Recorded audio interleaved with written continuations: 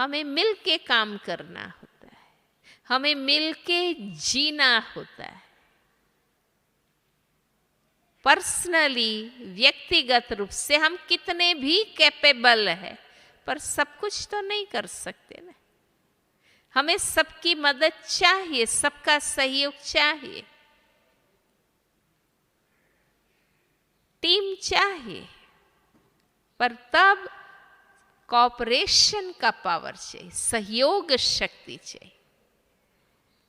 अगर हमारे में एक दो को सहयोग देने की शक्ति नहीं है तो हम मिलके नहीं चल सकेंगे, टीम नहीं बन सकेगी। टीम है तो कितना भी डिफिकल्ट काम प्रैक्टिकल हम कर सकेंगे, एंजॉयबल बना सकेंगे, क्योंकि संगठन है।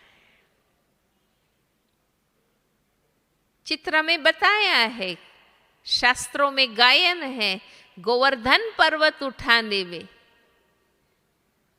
सब गोप गोपियों ने अपनी अंगुली का सहयोग दिया। सर्व के सहयोग से पहाड़ उठा।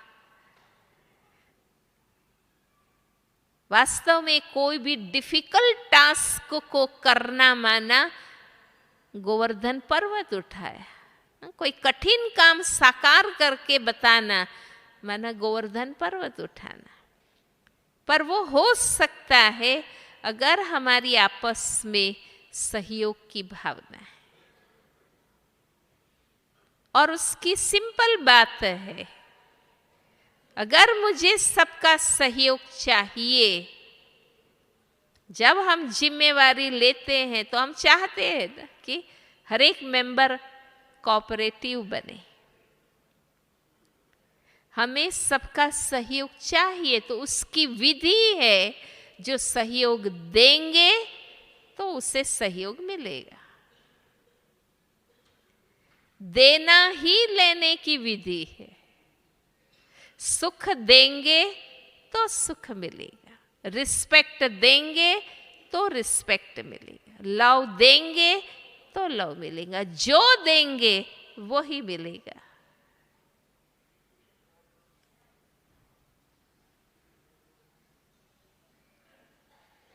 इसलिए इंडिविजुअल कैपेबल होते हुए टीम में सफल क्यों नहीं होते हैं? क्योंकि सहयोग की भावना नहीं। हमें एक कंपनी ने सर्वे करके बताया कि एक भारतीय में 3 जापानीज जितनी काम करने की क्षमता है, लेकिन 2 भारतीय मिलते हैं तो एक जापानीज जितना ही काम कर पाते, और 3 भारतीय मिलते हैं तो काम ही नहीं होता है।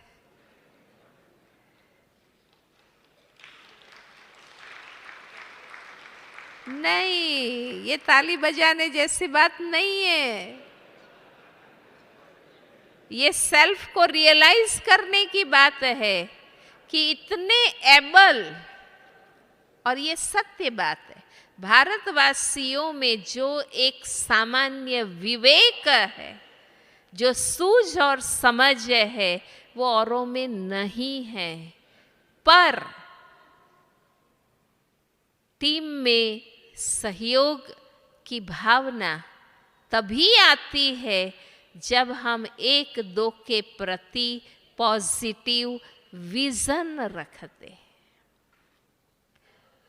जब हम एक दो के अवगुण देखते हैं, कमजोरियां देखते हैं, भूले मन पर रखते हैं, तो हमें एक दो के लिए बैड फीलिंग आती है।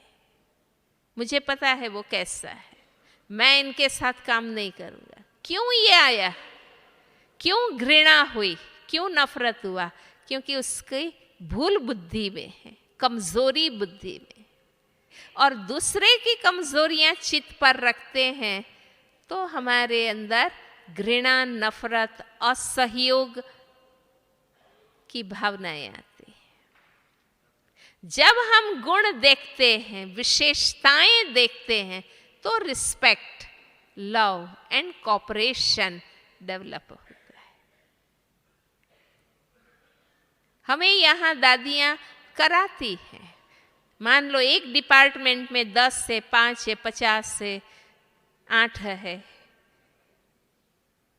अगर किसी का बर्थडे है तो दादी कहती भले सेलिब्रेट करो, पर बिठाती है और फिर जिसका बर्थडे है बाकी के 7 को कहेगी उनकी विशेषता बताओ, क्या उनकी विशेषता है, क्या उनकी स्पेशलिटी। हर एक अपने अनुभव से उनका गुण बताते हैं तो रिस्पेक्ट बढ़ता है एक दो के लिए। तो योग में हम क्या करते हैं, अपनी ओरिजिनल क्वालिटीज को याद करते हैं। मैं शुद्ध हूं, मैं शांत हूं। जब मुझे मेरी क्वालिटी याद रहेगी तो मुझे दूसरों के लिए भी ज्ञान है ना कि हर एक आत्मा ओरिजिनली प्योर है, लवफुल है, पावरफुल है, ब्लिसफुल है। हम भगवान को कहते हैं, भजन में गाते हैं, प्रभु मोरे अवगुण चित्त न धरो।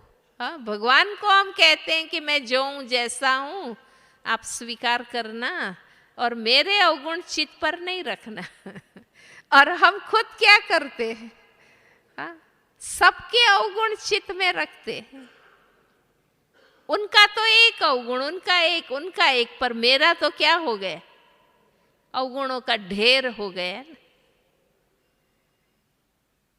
हम प्राइमरी में पढ़ते थे, कविता आती थी, ऊंट कहता है कि देखो ये तोता कैसा है, चोंच तो टेढ़ी है, कुत्ता कैसा है, पूंछ तो टेढ़ी है। ऐसे सबका अवगुण बताता है। तो लास्ट में कवि कहता है ऊंट को कि बाकी का तो एक एक टेढ़ा है, पर तुम्हारा तो ये हमारा एग्जाम्पल है ना। हम लोग ऐसे करते हैं ना, ये ऐसा है, ये ऐसा है, ऐसा है। दूसरों को देखने में खुद का तो पता ही नहीं रहता है कि हमारा भी तो कुछ टेढ़ा बांका है। पहले तो मुझे खुद को ठीक करना है ना। इसलिए हम खुद को याद कराते हैं शांति से बैठ के कि मैं आत्मा प्रेम स्वरूप हूं, मुझे सबका प्यार चाहिए, तो मुझे भी सबको प्यार देना है ना। खुद साइलेंस में बैठ के चिंतन करना है, रियलाइज करना है। प्रेम का सागर परमात्मा है, हम उनके बच्चे हैं, तो हम भी कैसे होने चाहिए, हमें भी तो दाता बनना है ना।